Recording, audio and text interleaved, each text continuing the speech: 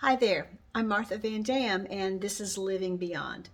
And today we're talking about living beyond betrayal. If you're listening to this video, I'm very, very sorry that you likely have reason to be listening to it.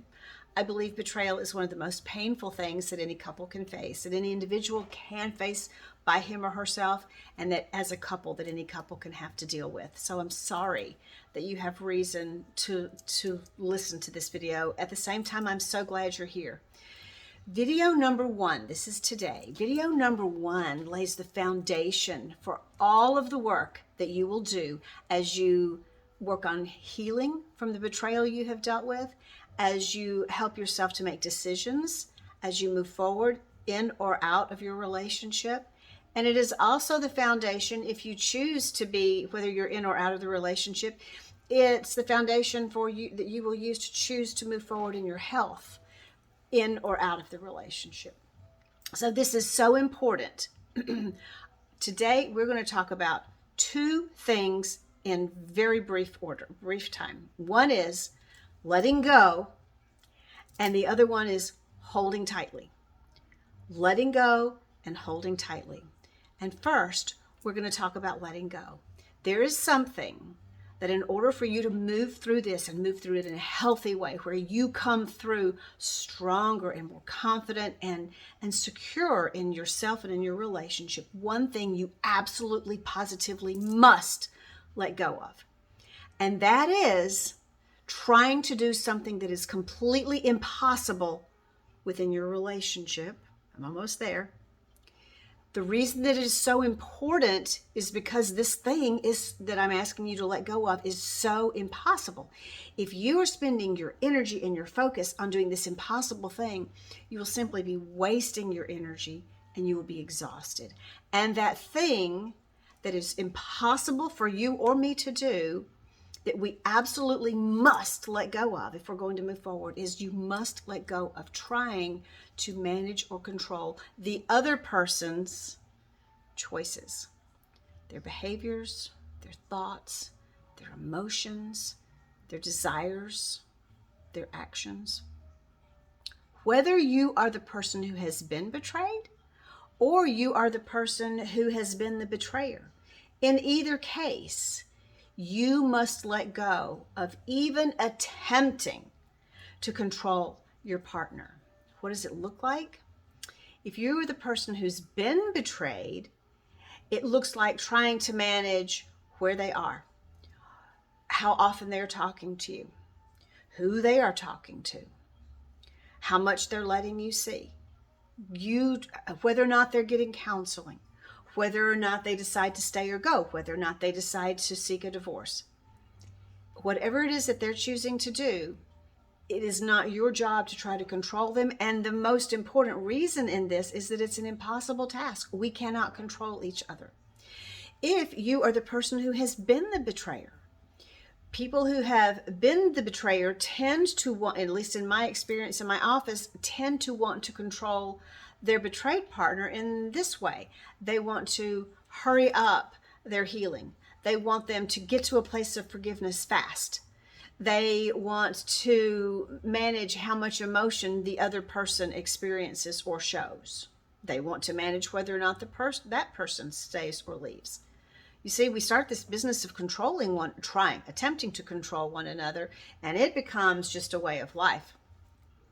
So we absolutely must, if there's going to be healing and if there's going to be health after the event of betrayal, we absolutely must let go of our intention, our desire, our sense of need to manage what the other person is doing in this situation. So we're going to let go of that. What are we going to grab hold of? What are we going to hold really tightly to?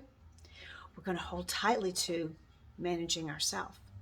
Because managing ourselves is the one thing we absolutely positively can control. We can't control him or her, but we can control our choices, our words, our emotions, our actions, our behaviors, our thoughts. We want to take the energy that you might have already been spending on trying to manage what the other person does and take all of that energy and spend it on managing yourself. Now you're putting some work in in a way that you literally can make a difference.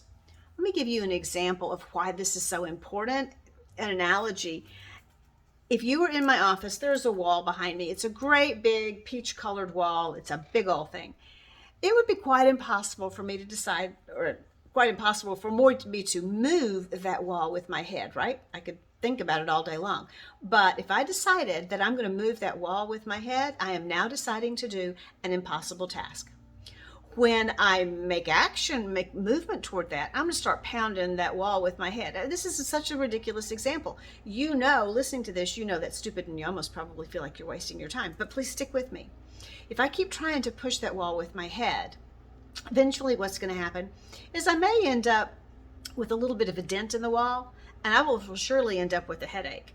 And if I find that it's not working, and I do what most of us do when we're trying to do something that's not working, is we double down.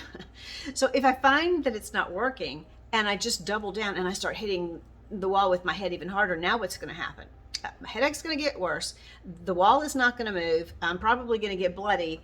And clearly I'm just wasting my energy and hurting myself. That is the same thing that you do if you try to control your spouse or your partner through at all, but especially throughout this healing process. If you are trying to control their actions, then it is the same thing as me trying to move that wall with my head. It's impossible, and it's going to waste time, waste energy, and probably backfire. So I want you to think, how is it that in this circumstance, you may be trying to reach out to control your partner? It usually is done out of fear. It usually is done out of almost panic to try to begin to put the pieces back together.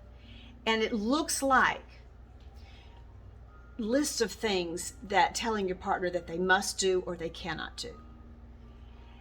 When you find yourself doing that, you cannot talk to her. You must show me your phone. See what I'm saying? You cannot go to that ballpark anymore because that's where a thing happened. You see, now you're managing them. Now, before you get upset with me, stick with me, because you're going to see how what we want you doing, what you need to be doing, is having an action that actually is going to benefit you. Not like mashing the wall with my head. So you can't, so you're telling your partner, do this, don't do this, and that is trying to manage them. So we're going to let go of that. Let it go. What we're going to turn around to is, what can I control? Me, remember? So if spouse continues to want to go and be at a ballpark where he's met this other person before, and you clearly are not okay with that, again, you cannot make him not go, and it doesn't even do any good for you eventually. In the long run, it doesn't do good for you to try to enforce it.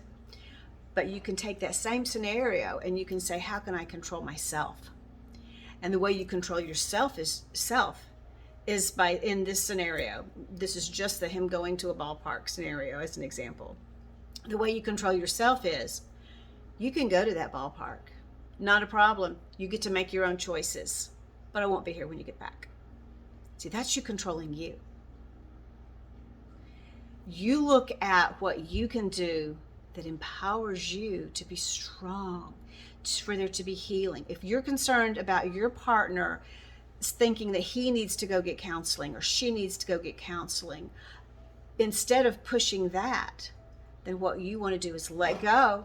You may make a suggestion. I think it would be helpful if you would do that. You may also let them know, I would feel a whole lot more secure in moving forward with the relationship if you would do that, because that's about you. I would feel more secure. But as far as the control piece is, I can't control him, but I can control me. I will go get help. I will help myself be stronger. You set a good example, but also you're doing something that you literally, something that can literally make the difference. This is so foundational for all of your relationships, but especially right now when you're trying to deal with your the betrayal that's in your world. If you want to read more about this, learn more about how we can control ourselves and not control others and what that looks like, Pick up anything about marriage and boundaries, or relationship and boundaries, because this is what is at the core of healthy boundaries. Healthy boundaries are, I can and will control me. I cannot and I will not even attempt to control him or her. They're on their own. A phrase that my husband and I use a lot in our household is, you get to pick. We may say, I would like it a whole lot if you would do this thing for me, or if you would with me, but you get to pick. I would like it a whole lot if we could change the way you're doing this thing, but you get to pick. Because it frees the other person. It frees, in our mind, it helps us to understand I'm not trying to manage him. In my mind, it helps me to understand that.